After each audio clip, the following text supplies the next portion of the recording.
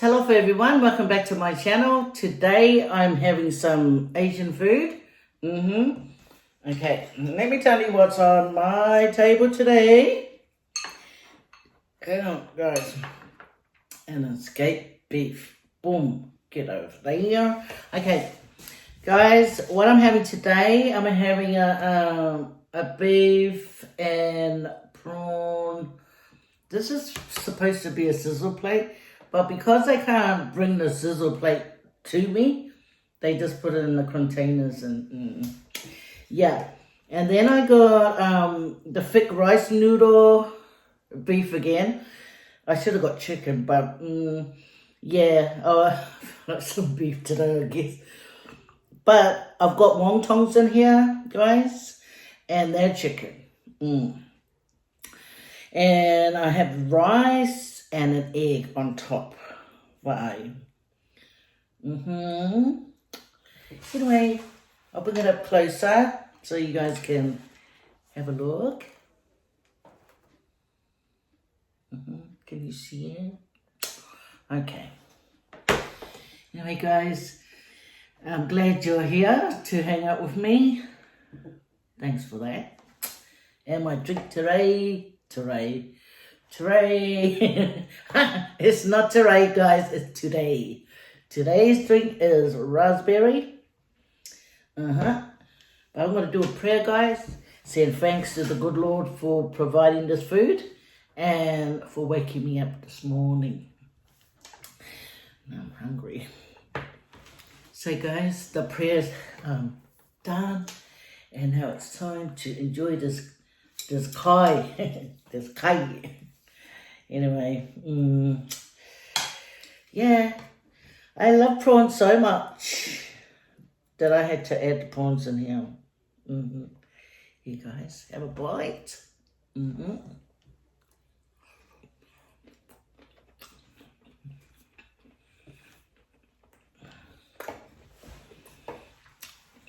Anyway, one, I have a shout out to do. Yep. But I'll leave that to the end of the video so we can get this going. I think I'll do better with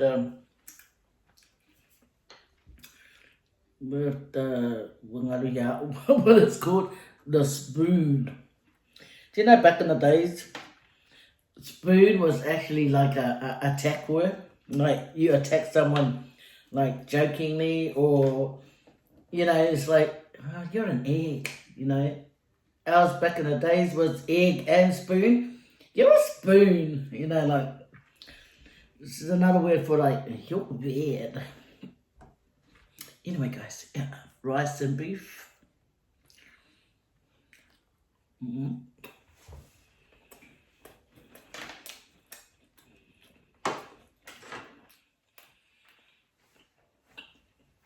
Oh my gosh, my hair is doing its own like,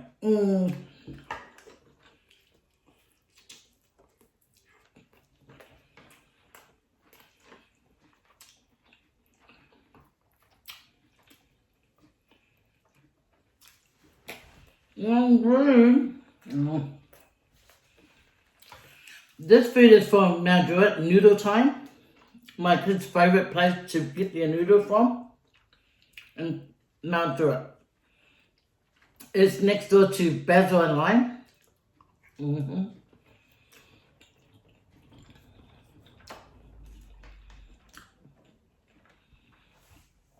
They're still trying to create a second floor in Mount Druitt. So it's going to be, you know, extra stuff for us to go and eat at and stuff.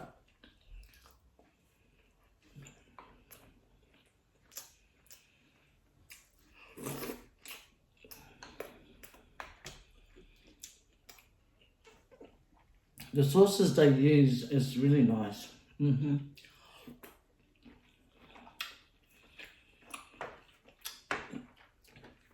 I woke up this morning and my voice was like, It was like deep, like, hey, what are you doing?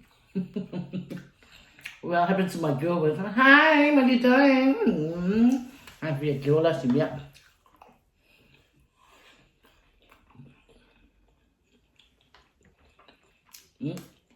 Chinese, maybe bok choy.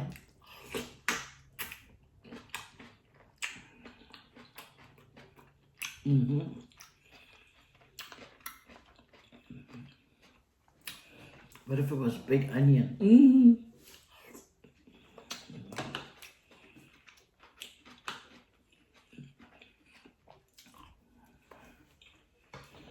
Anyway, I'm going to got some shout outs to do.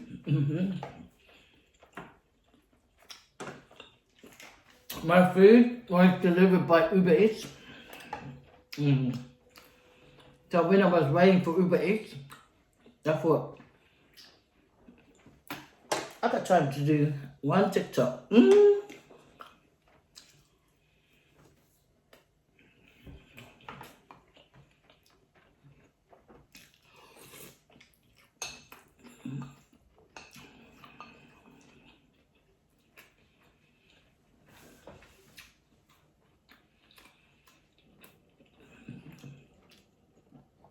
I have story time for you guys today.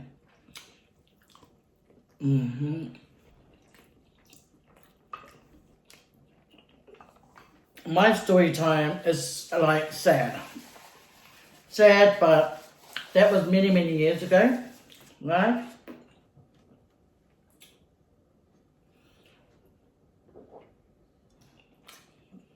I remember something that happened to me many years ago when I was going to Samoavlogs College.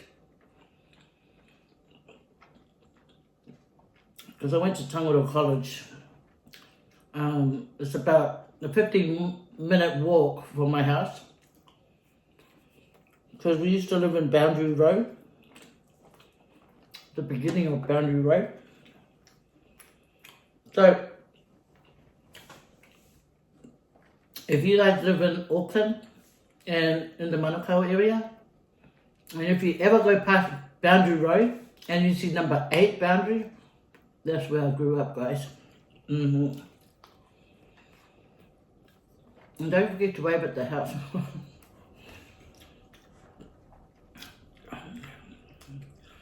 Good memories there. And then there was some sad memories too. Yeah. There was a time I was going to Samoavlogs College, and there was a week that our teacher gave us like an assignment, okay? And this assignment, guys, I knew in the back of my mind, like, I don't know where to start. Anyway, the teacher does teach you along the way, and sometimes I hear things in another way, you know. Like, they'll tell you something, but then in my mind it's like, what does it mean? Because if you don't understand something, you're just going to be like stuck. And back in those days, there was no such thing as Google. Anyway, so, there was 2 more days to go before this assignment was due, and I didn't learn much from it. You know, like me and my mates, I must have had some dumb mates as well. How dare they? It didn't help me. Anyway, we'll try and help ourselves. We can always tell the clever ones. We'll ask them, and then the way they explain it, like, confused. Anyway, see, bala ia le aru, ele lancha le aru, ia o mea uma. Good. It was 2 days. I thought, man, I only got a little bit, but the majority of it, I don't know. Anyway, so my mama, before she went to work, she woke me up and she said, hey, when you come from school, make sure you do the kangamia, hang it up, and make sure you can go and sweep the floor and mop the floor. She gave me these chores. She gave me the chores. I was half asleep. I was getting ready to go to school after that. But then I remembered the kangamia, and I think sweep the floor. I didn't remember the other two things she said. Okay? So I went to school, and I could hear the kids talking about, oh yeah, I got this far, and here's me like, okay. So I'll ask some of my friends, and then they'll explain it, and we sort of try and copy each other, but you can tell it's like, probably not even right. There's two of my friends who like me, like, we just, like, yeah, in the theories. And what happened? Yeah, I really wanted to get good marks on this.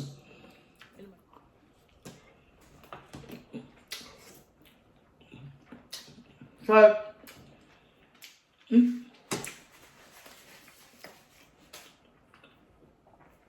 is so tasty. No wonder my kids always get it. So, my mum came home and I had fallen asleep. And I didn't do the kangamia. I didn't hang up the kangamia. I didn't sweep the floor and mop the floor like she was yelling at me. And I don't know, she just got so angry and she started beating me up. And I just kept crying and I was wishing that she would stop, and she was just giving me a hiding. And then I was crying and usually my dad will call out and come and help me and that, but my dad wasn't home. So what happened? Oh yeah, my dad decided to go and have a drink out that night. So what happened? Oh yeah, she gave me a honey, and at the same time, I've been going through this hard time at school, and I wasn't finding this the stuff that we had to do. I couldn't understand it. So frustrated. I felt so dumb, and I couldn't get any help. I was shy to ask the teacher. I'll ask my friends, but then they're like me too. They're confused as well. And then to get a hiding on top of that, and it wasn't like a small hiding. It was like the hiding just kept going. Anyway, once I was able to get away from my mother, I opened the front door and I started running. I started running, and I was crying, and you know what I yelled at? I started yelling because across the road back in those days, there was only a paddock, like for the farmer to put his cows there. So you can't go through it because there's a fence, and I wouldn't want to go there because the cows might come and, kick me or eat me up or something, So and there's this bridge on Preston Road. If anyone knows Preston Road, there's the bridge that goes over, so you can start going over to, there's like Hungry Jack's on the other side, not Hungry Jack's, Burger King up the road, and then you go left up the lights to go to, but anyway, there's that bridge there. As I was running, I was screaming at God, why are you letting her hit me? Why you don't make her stop? I hate her, That's how I scream. I was screaming that loud, but it was getting dark, like it was darky, because my mum had come home from work and she had done overtime and I fell asleep. So it was like dark. Not complete dark, because it was around about 6 o'clock that time and it was getting darky. So as I was running and crying and saying, oh, God, I hate her, why doesn't she stop giving me a honey? Why aren't you stopping her from giving me a honey? I was yelling and I could feel my throat hurting because I was yelling that hard because I was having a bad week. I shouldn't have been doing that because I was normally bee. Anyway, I started running, and I got to the top of the bridge. As I got to the top of the bridge, all these cars are coming. And back in those days, the bridge now has these high fence, to make it hard for anyone that wants to, throw anything over or try and, you know, do something, you know. So back in those days, it was just like a brick thing up to, you know, up to here on us kids. And anyway, as I ran up, I was crying. I was tired of getting hiding, so I was tired of not knowing what to do at school. I was just tired. I just didn't want to be around. I was just in a bad mindset. Anyway, so I got to the top of the bridge area, and I saw all these cars coming. And I was seeing the big trucks coming, and they were just zooming underneath the bridge. So I stood there, and it got a bit dark, and my mind started, you know, like, it was like the devil was going, just jump in front of the car, just go, just do it, they don't love you, you know. That's the things that's coming in my mind. Well, it was just me thinking those things, but, you know, the devil's not kind, you know. And then what happened? Oh yeah, so I was standing there, and I kept looking. I was thinking, when is the best time to jump? You know, I had enough.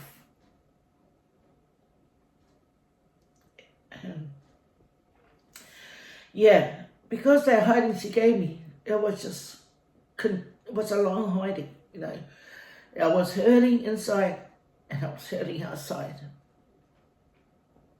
So that what hurted me so much, because I wanted to let her know, you know. Even I was looking at her, like, please stop, you know.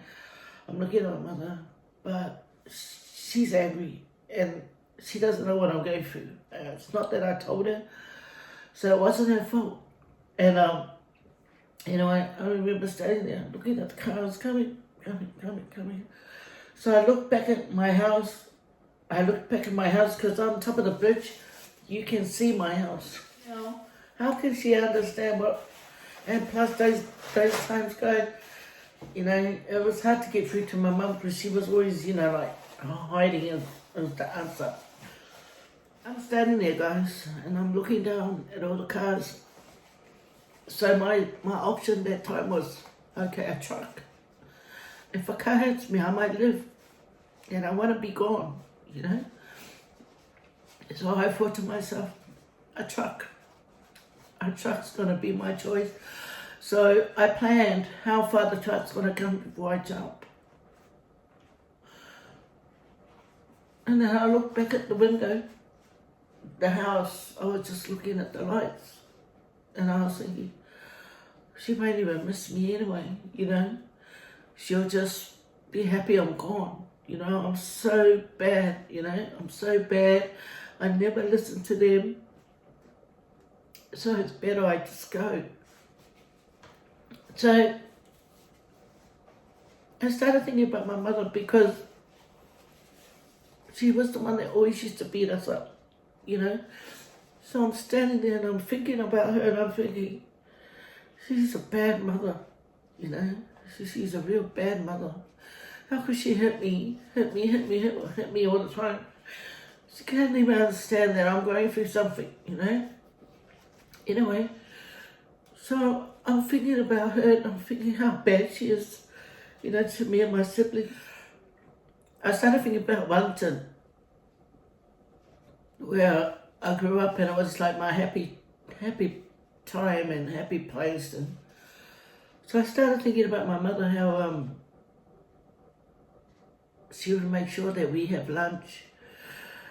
And when I'm sick, she comes in the middle of the night, and she'll sit there with me, give me a water. She'll touch my forehead, get a sponge and a face cloth, and put it on my head. I started thinking about those kind of things. You know, I went to my happy place, and that was Wellington. And then I started thinking about how we will have our bath every day, and then sometimes, you know, the next door neighbour kids will come out and play, and we'll go outside and play, and our feet will get dirty again. And then we'll go to sleep. And what my poor mum would do, she would come with a wet cloth, and she'll start wiping our feet. I don't know if my siblings remember this, but I remember that. She'd done it quite a lot of times. Then I was thinking, no, I have a good mother. She's lovely. You know, how can I say she's bad? That's where my thoughts were going. Because I was trying to weigh it out. Is it worth it? Is it worth going? Because she's bad to me. She's, you know. Anyway, so as I was thinking about that, I was in a, my body's just standing there looking down. This car goes past and it beeps on horn that loud and beep beep, you know. So I get like I got a shock, so I turned around and I thought, and I looked back down and I thought, oh, I was just gonna, you know, like do something to myself. So I looked back at the thing and my love for my mother started coming back. So I started walking back home, and as I was walking home, I thought, I wish my dad was home. You know, at least I can go and sit beside him if she comes to try to give me a hiding again. But he wasn't there. So as I was sitting outside, I sat in the front first of our house, then I went around the back. And when I was sitting at the back, you know, two of our windows in the sitting room was open. I could hear my mother doing a prayer, and I could see my brothers, you know, and my mum was praying, but she's praying, but she's saying, asking God to try and help me, because just, you know, like I'm a bad girl, but she really loves me, as, you know, all she wants for me to come back home, and please find her and return her home, you know, please, and she's asking God, please bring her back home, you know. And then I thought, yeah, I am here. So I waited and waited and waited. And then my brother came out to take the rubbish out, and she saw me and he goes, hey, what are you doing there? And I said, I'm waiting for Maria to go to sleep. She goes, oh, she's in her room, come inside. And I said, yeah, okay, because it was starting to get cold too. So I went inside and I went down the hallway and ran in my room, and I closed the door. I said to my brother not to say that I'm home. Anyway, time must have went on. I think my mum wanted to come in my room just to stay in my room and see if I'm there. And yeah, I was in there trying to hide in the cupboard. And this one my brother snitched about, I know, to this day. So when my mum knew I was there, she said, hey, so, whemenga aria, you know. So he said, kakarangoa. So my mum wanted to talk, so we went. And she said, what for may eat? And I had to sit on the floor in front of her. And she started talking. She was going, oh, the reason why I give you a hiding, because I gave you jobs to do. And if I don't whakongu you, like, if I don't teach you, how are you going to know? You know, you never listen. You're always hard. You're hard to control. You're hard, you know. But this is, you know, like smacks to teach you, you know. And she was going, but my dad and I, you know, like, but your father and I, we really love you. Don't do this again. You know, a whakongu ako oi, a whakawhadi, you know, like, my mom was saying, don't be angry and try and take off like this. But she had no idea. To this day, I never told her what I was going to do. You know why?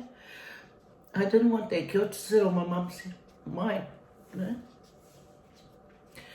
But that wasn't the first time. I tried to do it before.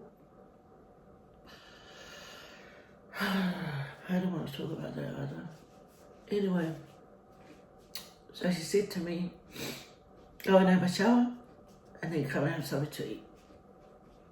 But at that time, I didn't want to have anything to eat. I just wanted to have a shower and go to sleep because I was hurting. I had pain around my body and stuff, and I just wanted to shower and go to sleep because I know I have to go back to school and I have to find out what are the answers for the stuff that I, you know, needed to know. You know, because I was, you know, on TikTok, I was seeing how people talk about mental health and stuff like that. And I thought, yeah, people go in their dark place and they start thinking, And I thought to myself, oh my gosh, there was a time that I went through that too, you know, and it brought back those memories.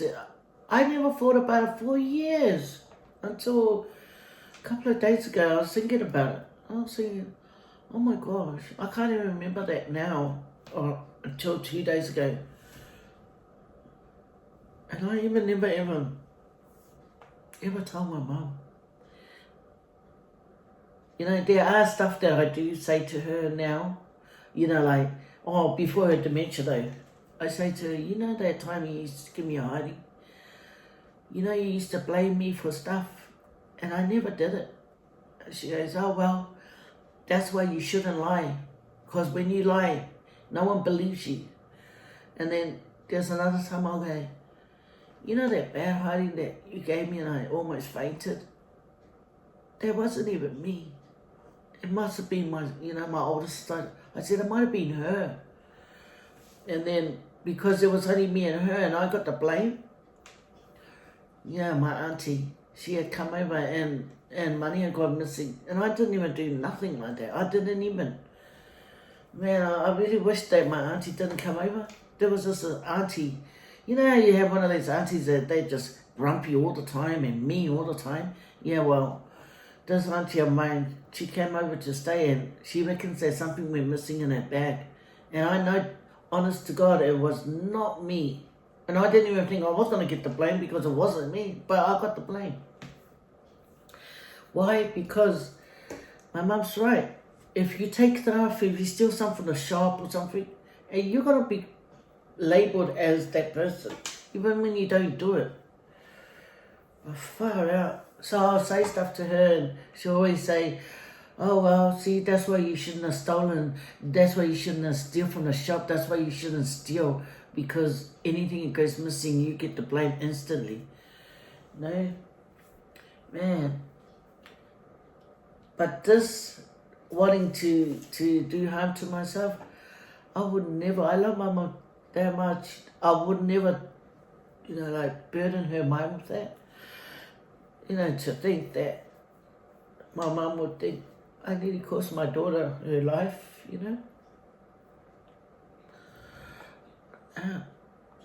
To this day, she got dementia. Anyway, look at me. I just left my food. Sorry, guys. You know what would have been really hard for me to think about is that because she gave me a hiding that day and I ran up the bridge and I jumped, that will be forever destroy her. So I thank God that he quickly brought those memories to me of how my mother is a good mother, I thank God that he brought those memories to my mind to think about instead of doing what I was planning to do. Because somewhere in the Bible it said if you commit suicide, you never make it into heaven. But at the time when you're in a depression, you don't think about those things, You just don't want to be around. But guys, it's a matter of, like thinking about our families. They were truly, oh my poor dad. He's not a strong man. He would have cried. My siblings would have missed me. That's the thing, hey. Our families that's, committed suicide, they don't think about the hurts that they do leave behind. People do miss them. Their families do miss them. Their friends miss them. A mother's love is endless. My son said to me, after picking him up, he goes, oh, Mum, I want to go and have my injection, that I talk about. I want to go and have my injection, Mum, because a worker is saying I need to get it and I want to get it done. And I said, are you sure? And he goes, yeah, I've got the day off on Tuesday. And no, so those were 2 days before Tuesday. So he goes, oh, yeah, and I want to go on Tuesday is my day off. I want to go and get the injection. And I go, son, think about it. It's like I was trying to talk him out of it. And he goes, no, Mum, I want to work, It's all right, Mum, don't worry, I'll be all right. And I said, son, what if something happens to you? And he said, no, Mum, no.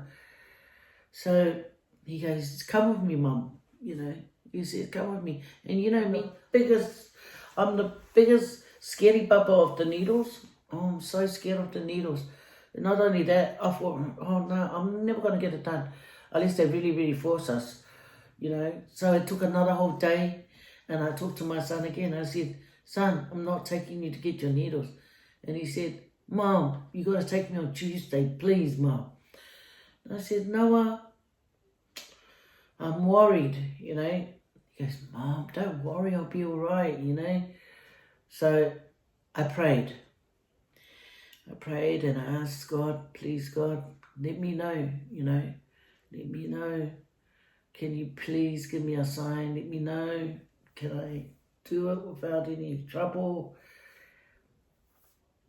You know what? I had no more fear. I had no more fear after my prayer. I had no more fear of the needle, you know. I wanted to go with my son because I didn't want him to do this alone. And us being mothers, we care for our children. And I wanted to go with my son, you know, because he asked me to be there. Oh, I'll drop a picture, guys, how I looked when I went. And I'm very scared of needles. But what I mean, I didn't fear anymore how I was fearing before. I had no more fear after my prayer. But I'm still scared of needles. And that's the picture that you guys see there. Me being all dramatic. Because I'm really scared of needles. And I've been scared of needles ever since my son, my eldest son. I took him for an injection when he was a baby. And the nurse never told me anything how the needle's going to be. I just had to hold my son. And he had the biggest chubby legs. And the lady, she just got the needle, and the whole needle went like right in like this. And my son burst out crying, and I started crying. And I looked at the nurse like I wanted to, you know. But it's her job. But I really wanted to. How dare you do that, you know? I thought, the needle only had to go like this, you know. But she went all the way in there. And I couldn't wait to complain to the doctor. Anyway, but ever since then, it just gave me phobia, you know, of needles. So how old is my son now? 30 something. Yeah, that's how long. But anyway, so I went with my son. He got his first, and then I went and got mine. And then I was holding my son's arm at first, and then after that, I thought, no, cover your mouth, it might help it, you know. And then I had the camera there just to take the picture of my dramatic time.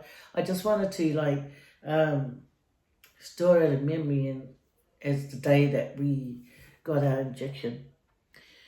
Anyway, because I just wanted to be there for my son. This is what I mean about a mother's love, eh? You know, we'll do anything for our children. Sorry, I felt so sorry for my parents, the crap I put them through. It started hurting my feelings, and I thought to myself, I've got to look after my parents. I've got to, you know, show them how much I appreciate them, how much that they done for me and my siblings, how loving they were, you know. And I was just a rebellious child, you know, rebellious teenager. Anyway, I got older and older, and I would always, you know, anything I hear my parents need or whatever, I would, you know, I would go and help. I would help. You know. And then my cousin will say to me, you know, your mother, she goes around telling everyone, you know, we got this naughty child, but she's the one that we, you know, whamoe on her, we rely on her. She's always helpful to us. And my family members would come and tell me. My mum would never tell me. But she would tell family members about me. And she would tell, even people in Samoa, we would go to visit Samoa, and my cousins would come and say, hey, waiwaioi, you know. You know, when your mum comes, you know, because a lot of times my mum will go back and forth to Samoa, we stay here. And my cousins will say, or my uncles will say, You know, your mum, she always talk about you. She always talk about how good you are to them. And I think, what? She never tells me these kind of things. You know, but all these things that I was able to do for them guys, it's all God. All praise goes to God. Oh my boy. Look how brand new it is. It's been a while since I did a shout out. So I just want to give a shout out to a young lady who turned 65 today on the 13th of October. This request is from her daughter, Pana Faye. Anyway, so she asked to send out a shout out for her mum's 65th birthday, and her mum's name is Faye Leota from Marurewa. Marurewa. Ooh! Marurewa. Woo woo. Nah, Manuia lawa so far now. Sis. Oh. Faye, I hope you have a really blessed day on your birthday and every other day. May the good Lord give you many more years to come to be around your children. Happy 65th birthday. But anyway, love your children and be good to your parents, and always, always remember that God will hear us and what we want to talk to Him about, and always send thanks to Him daily. Love you and leave you guys, but thank you so, so much. If it wasn't for you guys, my channel, what good is it? But praise the good Lord that I have the best viewers out there. I'm so lucky. Thank you guys. Mwah.